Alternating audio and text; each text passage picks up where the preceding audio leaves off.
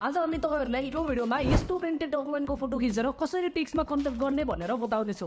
यो गर्न एकदमै सजिलो छ र कुनै पनि थर्ड पार्टी एपहरु इन्स्टल गरिराख्नु पर्दैन। यो डकुमेन्टलाई टेक्स्टमा कन्भर्ट गर्न सबभन्दा पहिला त हजुरले आफ्नो मोबाइलबाट यसको फोटो खिच्नु पर्छ।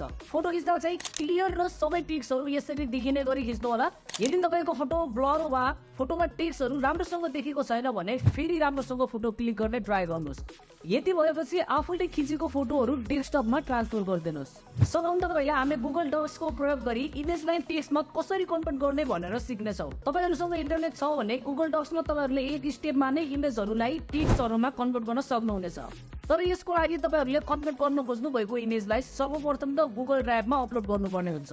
तपाईहरुसँग कम्प्युटर छैन भने मोबाइल एपबाट पनि गुगल ड्राइभ प्रयोग गर्न सक्नुहुन्छ। तर म चाहिँ यहाँ कम्प्युटर चाहिँ युज गरेर देखाउने छु। फर्स्ट आफ्नो कम्प्युटरको वेब ब्राउजरमा गुगल ड्राइभ खोल्नुहोस्। गुगल ड्राइभको होम पेजमा बायाँ साइडमा हेर्नुभयो भने तपाईहरुले प्लस न्यू लेखिएको एउटा बटन देख्नुहुनेछ। यसमा क्लिक गर्नुहोस्।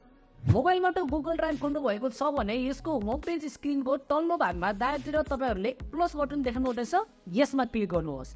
यहाँ तपाईहरुले केही अप्सनहरु देख्नुहुनेछ। यहाँ दायाँ बायाँ कतै नहेरी फाइल अपलोडमा क्लिक गर्नुहोस्। अब तपाईको इमेज सेभ भएको लोकेसन ब्राउज गरी अपलोड गर्नुपर्ने इमेजहरु सिलेक्ट गरेर डायलग बक्सको तल देखिने ओपन बटनमा क्लिक गर्नुस्। यति गर्नु भएपछि तपाईहरुको इमेज गुगल ड्राइभमा अपलोड हुन्छ।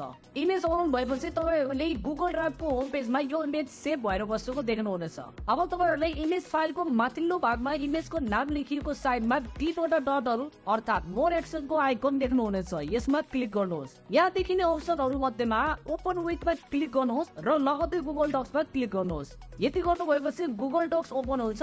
यस पेजमा तपाईहरुले केही नगरी भर्खरै गर्नु भएको इमेज र यस इमेजको तल सोही इमेजको टेक्स्ट देख्नुहुनेछ। यहाँ देख्नु भयो जस्तै इमेज र टेक्स्टलाई एउटा लाइनले छुट्याएको छ।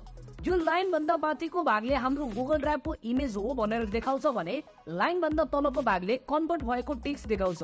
यो टेक्स्टलाई तपाईहरुले डाइरेक्ट यी डकुमेन्टमा एडिट गर्न सक्नुहुनेछ भने छुट्टै डकुमेन्ट ओपन गरेर पनि एडिट गर्न सक्नुहुन्छ। अब हामी माइक्रोसफ्ट वर्ड प्रयोग गरी इमेजलाई टेक्स्टमा कसरी कन्भर्ट गर्ने भनेर सिक्ने छौं। यदि तपाईहरुसँग इन्टरनेट कनेक्सन छैन भने पनि माइक्रोसफ्ट वर्डमा इमेजलाई टेक्स्टमा कन्भर्ट गर्न सक्नुहुन्छ। माइक्रोसफ्ट वर्डमा इमेजलाई टेक्स्टमा कन्भर्ट गर्न पहिले इमेज फाइललाई पीडीएफ फर्मेटमा कन्भर्ट गर्नुपर्ने हुन्छ। सबभन्दा पहिला माइक्रोसफ्ट वर्डमा एउटा ब्ल्याङ्क डकुमेन्ट अर्थात नयाँ डकुमेन्ट खोल्नुहोस्। नयाँ डकुमेन्टको पेजमा माथि रहेको मेनु अप्सनहरुबाट इन्सर्ट क्लिक गर्नुहोस् र यहाँबाट पिक्चर सिलेक्ट गर्नुहोस्। कन्भर्ट गर्नुपर्ने इमेजलाई अघि जस्तै ब्राउज गर्नुहोस् र सो इमेजलाई सिलेक्ट गरी इन्सर्टमा क्लिक गर्नुहोस्। यति गर्नु भएपछि उक्त इमेज वर्ड डकुमेन्टमा अपलोड हुन्छ। अब तपाईहरुले यस फाइललाई पीडीएफ फर्मेटमा सेभ गर्नुपर्ने हुन्छ। यसको लागि मेनु लिस्टमा फाइलमा क्लिक गर्नुहोस्। यहाँबाट बायाँ साइडमा रहेको साइड बार अप्सनहरुबाट सेभ एजमा क्लिक गर्नुहोस्। यहाँबाट ब्राउजमा क्लिक गरी तपाईहरुले आफूलाई मन परेको लोकेसनमा फाइल सेभ गर्न सक्नुहुनेछ। फाइललाई उपयुक्त नाम दिएर सेभ एज ट्याब लेखिएको ठाउँको साइडमा रहेको ड्र्याग डाउन मेनुबाट पीडीएफ फाइल फर्मेट सिलेक्ट गर्नुहोस्। यति गरेपछि तपाईहरुले भर्खरै पीडीएफ फर्मेटमा सेभ गर्नु भएको डकुमेन्टलाई माइक्रोसफ्ट वर्ड डकुमेन्ट भित्रबाट खोल्नुपर्ने हुन्छ। यसको लागि अगेन फाइल मेनुमा क्लिक गर्नुहोस् र लगतै ओपन अप्सन सिलेक्ट गर्नुहोस्। यहाँ ब्राउजरमा क्लिक गर्नुहोस् र अघिल्लो स्टेपमा सेभ गर्नु भएको पीडीएफ फाइललाई सिलेक्ट गरी ओपनमा क्लिक गर्नुहोस्। यति गर्नु भएपछि माइक्रोसफ्ट वर्डले पीडीएफ फाइल ओपन हुँदैछ भनेर एउटा कन्फर्मेसन सोध्नेछ। यसो हुँदा तपाईहरुले आफ्नो स्क्रिनमा एउटा डायलग बक्स देख्नुहुनेछ। यसमा ओके बटनमा क्लिक गर्नुहोस्। यति गर्नु भएपछि माइक्रोसफ्ट वर्डले उक्त पीडीएफ फर्मेटको डकुमेन्टलाई एडिटेबल वर्ड फर्मेटमा अटोमेटिक ओपन गर्छ।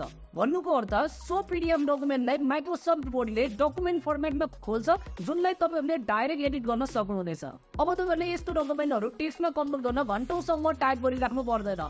सिम्पली अघि भनेको डुएका ट्रिकहरु मध्ये हजुरलाई कुन सजिलो लाग्छ त्यो स्टेप फलो गर्नुहोस्। र यो भिडियो मन परेमा लाइक गरिदिनु होला र यस्तै टिप्स एन्ड ट्रिक्सको लागि टेकपङ्क्तिलाई सब्स्क्राइब र नोटिफिकेसनको लागि बेल आइकन क्लिक गर्न नबिर्सनु होला।